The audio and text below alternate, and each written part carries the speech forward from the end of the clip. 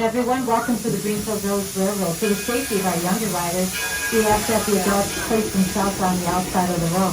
If it's not possible, please make sure that you're held at least within our reach. Say goodbye to Ginger and Mike, our station masters. We all help to get everybody, as many as we can, on board if we have a full train. Please do not stand up and move around while the train is in motion, keeping your head, hands, and feet inside the cars at all times. Over to our left is a Susquehanna plantation that comes from St. Mary's County, Maryland. It was 700 acres big. Tobacco was its cash crop. Next to that is the Clinton family home built in 1640. It happens to be the oldest American home that we have here at Greenfield Village. It's a single room dwelling, and Mr. and Mrs. Clinton raised 7 children in that house. The first windmill comes from Cape Cod, Massachusetts, built in 1650. It was a gift to Henry Ford from his Ford Motor Company dealers. And then we have the Daggett family farmhouse, built in 1754 before the Revolution. And Mr. Daggett was a carpenter from Andover, Connecticut. He built that house with its own heating and cooling system.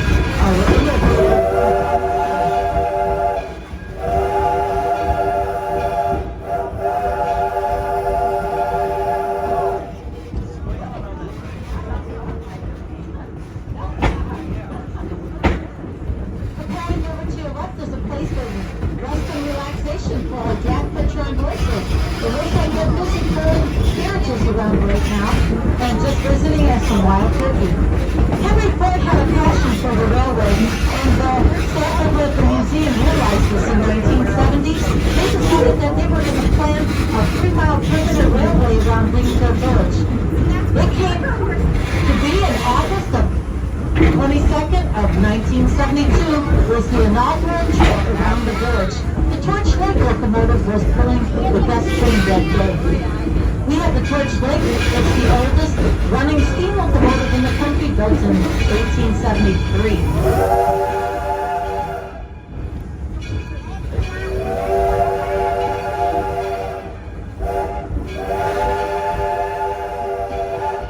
And the locomotive that's pulling our train right now is the Edison.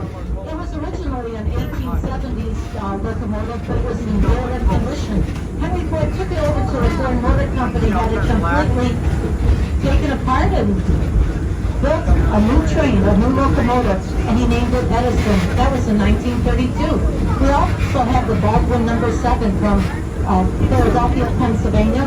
That happened to be Henry Ford's favorite locomotive. He would use it when he traveled for business and pleasure. The Baldwin and the Torch Lake can be viewed when you go over to the roundhouse today. A steam locomotive functions on just coal and water. Coal is fed into a firebox. The temperatures become very hot, hot enough to cause water in the boiler to turn from boiling water to steam. Steam then moves through the pipes and through the cylinders that move the pistons up and down, that move the wheels. That's essentially how a steam locomotive works.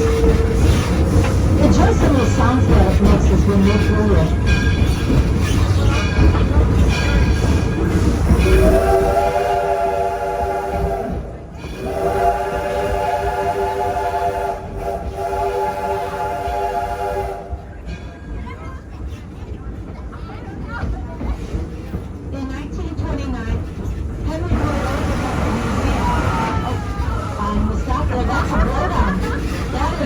The engineer releasing some steam from the boiler in hopes of getting some of the scales that's collecting in the water right now. Plants and animals are not harmed by that. And by doing this, it keeps and maintains the boiler during a 30-day operation around the village.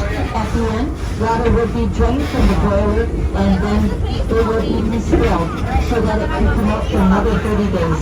Just regular maintenance for a steam locomotive. We are now coming into the Roundup Grove area. We have baseball games simultaneously being played. We are getting ready for the last game of the day.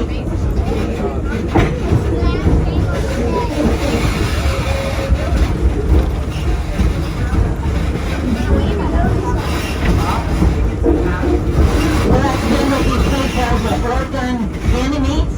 They're versing the Rockford Tavern Wheels. And then the Saginaw Old Birds are versing the Columbus Capitals. Look at all the fans that came out today. This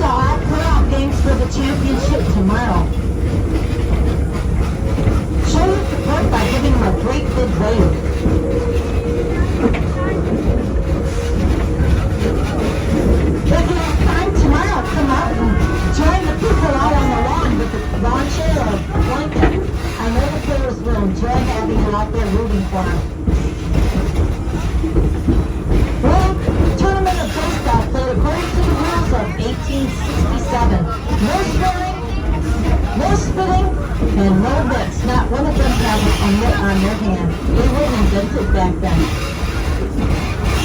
Over here we have the Henry Ford Academy School that was built in 1993. It is a charter school specializing in the STEAM program: science, technology, engineering, art, and math. 10th and 12th graders have classes here, and 9th graders over at the museum. About 525 students attended this past school year. These permanent vintage cars are solely reserved for our senior classmates.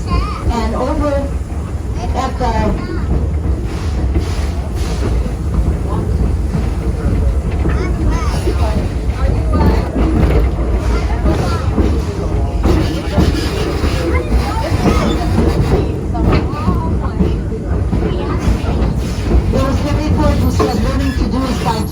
the students get to take what they learned in the classroom and take it over to the village and the museum and see firsthand what they learned.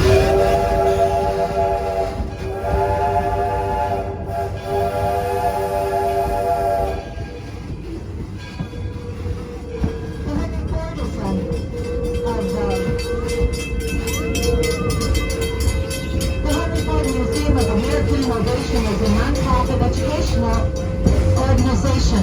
It does not get any funding from the Ford Motor Company or from the Ford Foundation. Instead, it relies on people like you purchasing admission tickets. Thank you for your support today, and we hope that you are enjoying your day. We certainly enjoyed having you here today.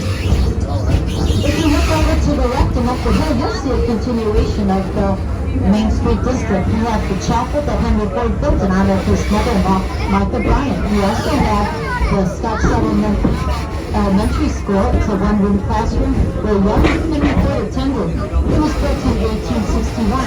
You also have the Logan County Courthouse. It was built in 1840 for Kirksville, Illinois. Young Abraham Lincoln stood on those very hookboards while he tried civil cases. Presenters there will tell you more stories about his experience there. The Taste of History is a cafeteria-style restaurant. They are no longer serving food at this time, but they have snacks and beverages if you still wanted to get something. And no longer serving food, but we have the Eagle Tavern restaurant. Should you come back and you want to experience a historic dining experience, come to the Eagle Tavern.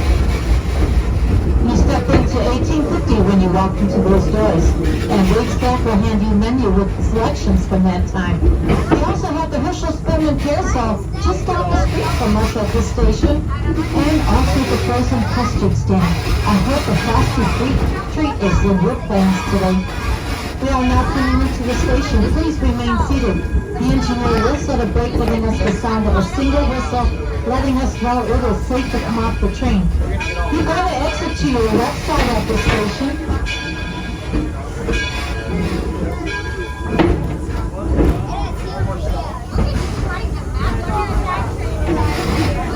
We'll say hi to Mike, our station master, as we pull in. Once again, just stay seated until you hear the whistle, then you can get up.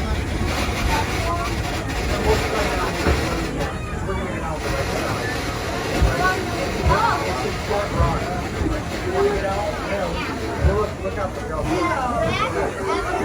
Okay, just look.